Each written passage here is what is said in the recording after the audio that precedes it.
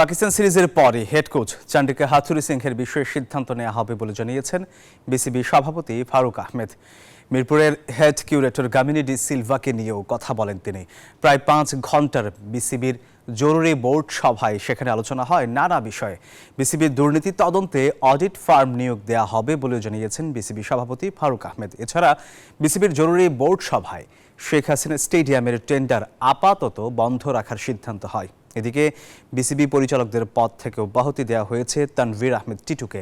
এখন থেকে 3rd ডিভিশনের কোয়ালিফায়ারিং রাউন্ড আবারও শুরু হবে বলেও জানান তিনি। তবে বোর্ডে কে কোন দায়িত্ব পাচ্ছেন তা প্রকাশ করেননি ফারুক আহমেদ।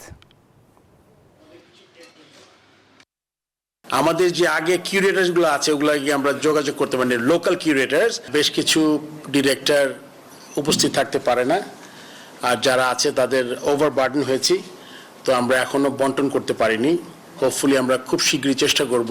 ক্রিকেট অপারেশনসে চেয়ারম্যান নাই, বাট তার সাথে আপনি জানেন ম্যানেজার আছে, তারপরে মেম্বার্স আছেন, খালেদ মাহমুদ সুজন বেশ কয়েকটা কমিটিতে আছেন। সো আমরা এটা দিয়ে কাজ চালানোর চেষ্টা করছি। সাকিবকে ওই কেসটা কোনো ওটার কোনো দিকে না গেলে ও খেলতে পারবে, এটা আমরা আগে উল্লেখ করে দিয়েছি।